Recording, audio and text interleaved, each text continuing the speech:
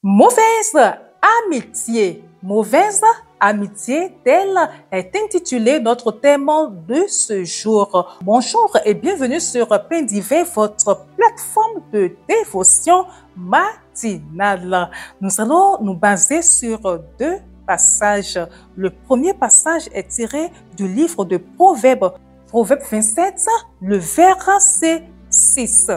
Les blessures d'un ami prouvent sa fidélité, mais les baisers d'un ennemi sont trompeurs. Je reprends, les blessures d'un ami prouvent sa fidélité, mais les baisers d'un ennemi sont trompeurs. Le deuxième passage, Proverbe 19, le verset 4. La richesse procure un grand nombre d'amis, mais le pauvre est séparé de son ami.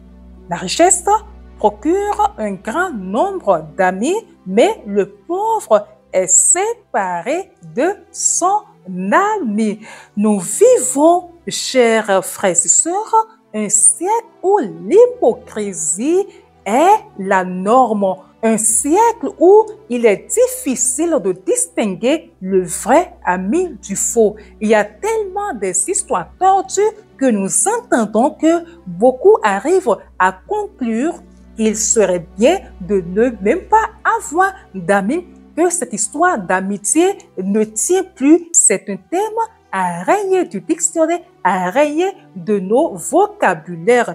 Et si la Bible en parle, c'est parce que c'est vraiment capital, c'est que c'est vraiment important pour les enfants de Dieu de connaître les vérités de ces versets-là. C'est dommage qu'aujourd'hui, même au sein des chrétiens, des enfants de Dieu, des frères et sœurs, que nous ayons encore des gens qui sont dans de fausses amitiés, des gens qui sont là uniquement à cause de ce qu'ils tirent chez vous, à cause du cadeau que vous leur donnez. Du moment où ils peuvent demander quelque chose et l'avoir, ils sont vos amis. Dès que vous commencez à dire non, ils vous tournent le dos carrément. C'est là que vous voyez leur visage. On dit que les blessures d'un ami prouvent sa fidélité. Alors, si les blessures d'un ami font savoir qu'il est fidèle, les baisers de l'ennemi sont trompeurs. Alors faites attention à vous. Ce n'est pas toutes les personnes qui rient, ce n'est pas toutes les personnes qui vous montrent qu'ils vous aiment, qui réellement vous portent dans leur cœur. Personnellement, je pense même que des fois, les personnes qui nous aiment réellement ne sont pas ces gens qui vont afficher, qui vont tout faire pour vous faire savoir qu'ils vous aiment. Ce sont des gens qui sont dans le coin et de par de petits gestes qui ne sont pas ostentatoires, vous font comprendre que voilà, ils vous portent dans le cœur. Mais les autres, ils font tout dans les cerfs pour attirer votre attention. Et la faute nous incombe aussi parce que nous n'aimons pas les gens qui disent la vérité, alors que la Bible nous dit que les blessures d'un ami prouvent sa fidélité. Je dois pouvoir regarder ma sœur, si elle a les aisselles qui dégagent, je dois pouvoir l'appeler dans l'amour du Seigneur, pas de façon arrogante, mais je dois pouvoir lui dire, mais ma sœur, je sens un peu des odeurs là. Si tu te nettoyais de telle et telle manière, je pense que ça ira mieux. Tu n'auras plus cette odeur nauséabonde sur toi. Mais ce qu'on constate est qu'il y en a, lorsque vous leur dites ces vérités-là, même si c'est dans la gentillesse et dans la douceur, vous devenez leur ennemi.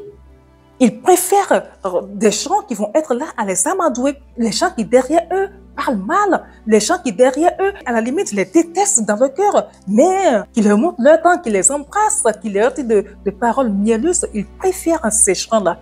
Sachez, si vous êtes une personne qui aime la vérité, si vous êtes un authentique enfant de Dieu et que vous aimez tout ce qui est équité, si vous détestez toute cachotterie, sachez que les gens qui viennent vous dire des choses comme ça, des choses qui apparemment dérangent, vous aiment réellement. Tant qu'ils viendront à vous avec toute la gentillesse qu'il faut, toute l'humilité qu'il faut, il faut accepter ce qu'ils vous disent. Ne vous laissez pas tromper, ce sont les faux amis qui caressent dans le sens des poils pour pouvoir flécher. Les faux amis, ils vont vous voir dans vos bêtises, mais ils ne vous diront jamais que ce n'est pas bien.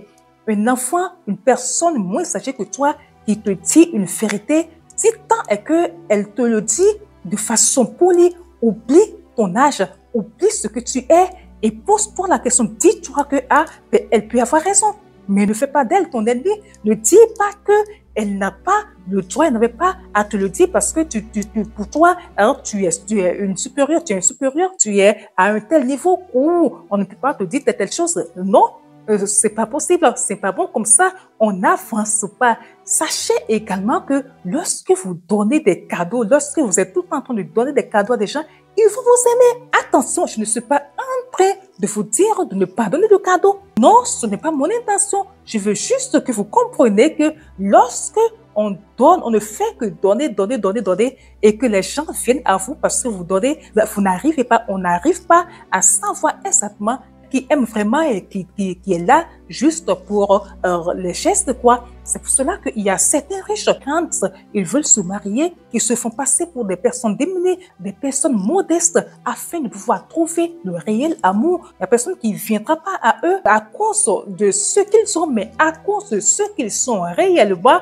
Donc, personnellement, moi, mon conseil pour vous est ceci: n'arrêtez pas de donner. Un enfant de Dieu doit être riche en libéralité, mais suivi de sagesse. Ne faites pas venir une foison, une multitude de personnes à vous à cause des cadeaux que vous donnez. Soyez réfléchis, soyez sages dans tout ce que vous faites et vous serez épargnés des faux amis. Les faux amis, ce sont comme des carrés dans les dents. Donc, toi, enfant de Dieu, sois éveillé.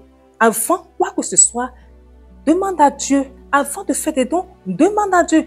Si Dieu vous dit oui, allez-y, allez-y, mais s'il dit non, restez sur le non, parce que des fois, Dieu éprouve des gens. Ça peut être que Dieu ne veut pas que vous lui donnez quelque chose et il ne va pas vouloir que vous veniez arrêter, vous veniez gâter son épreuve.